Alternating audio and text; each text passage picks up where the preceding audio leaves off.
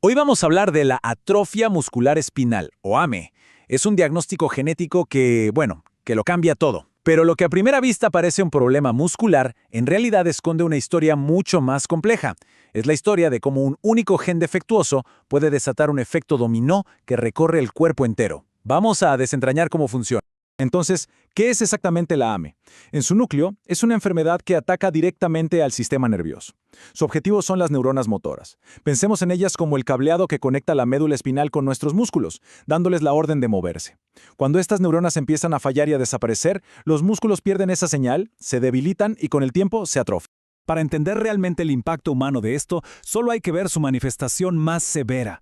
Los bebés que nacen con AME grave tienen una debilidad pero tan profunda que clínicamente se les describe como bebés flácidos.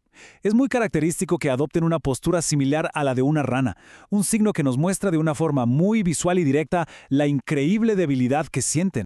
Y esto nos lleva a la pregunta del millón. ¿Qué está pasando a nivel molecular para provocar algo tan devastador? Ese es el misterio que vamos a resolver. Ok, para entender este efecto dominó, lo primero es ver cómo se manifiesta.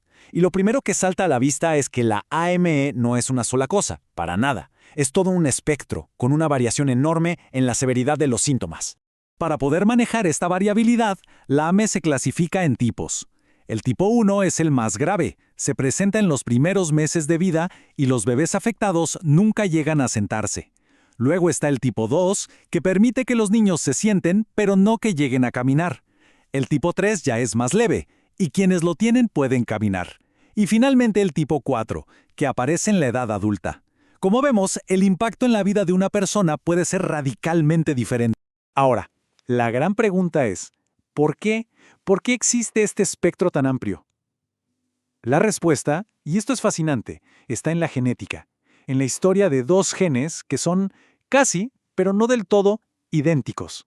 El culpable principal en el 95% de los casos es un gen llamado SMN1. La mayoría de los pacientes tienen lo que se conoce como una deleción homocigota. ¿Qué significa esto? Pues que las dos copias de este gen, la heredada de la madre y la del padre, o no están o no funcionan. Esto la define como una enfermedad autosómica recesiva, y el factor de riesgo es, justamente, heredar una copia defectuosa de ambos padres, que suelen ser portadores sin saberlo. Al final, sin un gen SMN1 que funcione, el cuerpo se queda sin una proteína que es vital. Y aquí es donde la historia se pone interesante. Resulta que todos tenemos una especie de gen de respaldo, el SMN2, que es prácticamente un clon del SMN1. Si el SMN1 es el plano maestro, el original que funciona a la perfección, el SMN2 es como una fotocopia un poco borrosa. Puede hacer el trabajo, sí, pero tiene un pequeño error que lo vuelve increíblemente ineficiente. Y ese diminuto error lo cambia todo. El fallo se reduce a un solo cambio, una sola letra en el código genético, una C que se convierte en una T. Este cambio, que parece mínimo, confunde a toda la maquinaria de la célula. El proceso de empalme, o splicing, es como editar un video. Se cortan las partes que no sirven y se unen las que sí. Bueno, por culpa de esa T, la célula casi siempre corta una parte crucial, el llamado exón 7. El resultado es una proteína incompleta, inestable, que básicamente no sirve para nada. ¿Y el resultado final de ese error de empalme? Que el gen SMN2, la copia de seguridad, solo logra producir más o menos un 10% de la proteína funcional que el cuerpo necesita. Simplemente no es suficiente. Y aquí está la clave que resuelve el misterio del espectro. Ocurre que el número de copias del gen de respaldo SMN2 varía de persona a persona. Alguien con 3 o quizás 4 copias, aunque cada una sea ineficiente, en conjunto va a producir un poquito más de proteína funcional. Y ese poquito extra puede ser la diferencia entre no poder sentarse y poder caminar. El número de copias de SMN2 lo es todo.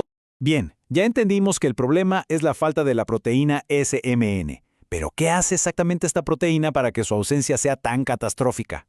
Bueno, resulta que sus funciones son mucho más importantes de lo que se pensó durante mucho tiempo. La proteína SMN tiene dos trabajos fundamentales. El primero, que se conoce desde hace tiempo, es ser una especie de maestra constructora para el empalme del ARN. O sea, se asegura de que las instrucciones genéticas se lean correctamente. Pero aquí viene lo nuevo. Un descubrimiento más reciente ha revelado que también actúa como una directora de orquesta en la producción de otras proteínas. Se une a los ribosomas, que son las fábricas de proteínas de la célula, y les dice qué y cómo producir. Y este es el punto crucial. Sin suficiente proteína SMN, no solo falla la edición de los genes, falla toda la línea de producción. Cientos de otras proteínas importantísimas, las que se necesitan para crear neuronas, para el metabolismo, para un montón de funciones, simplemente no se fabrican en las cantidades adecuadas. Ahora es momento de conectar esta falla a nivel molecular con lo que se observa en los pacientes. La escasez de una sola proteína, como decíamos, desencadena ese efecto dominó devastador por todo el organismo. La primera y más terrible ficha de dominó en caer es esta.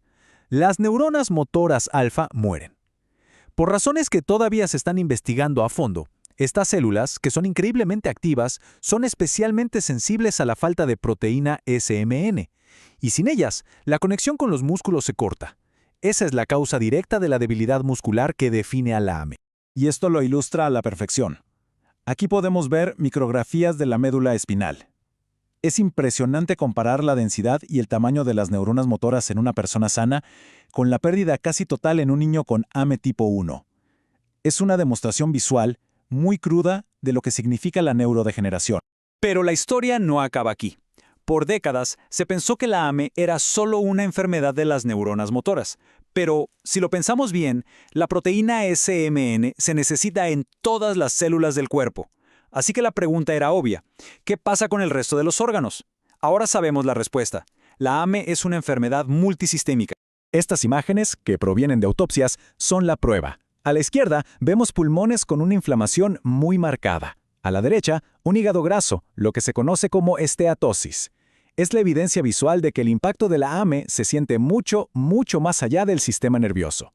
Y el efecto dominó continúa. Afecta el metabolismo, causando problemas en el páncreas. Afecta el corazón, pudiendo provocar miocardiopatía. Y por supuesto, la debilidad muscular generalizada trae consigo graves problemas respiratorios y esqueléticos, como la escoliosis. Entonces, con una enfermedad tan compleja, ¿cómo se llega a un diagnóstico certero que una todas estas piezas del rompecabezas?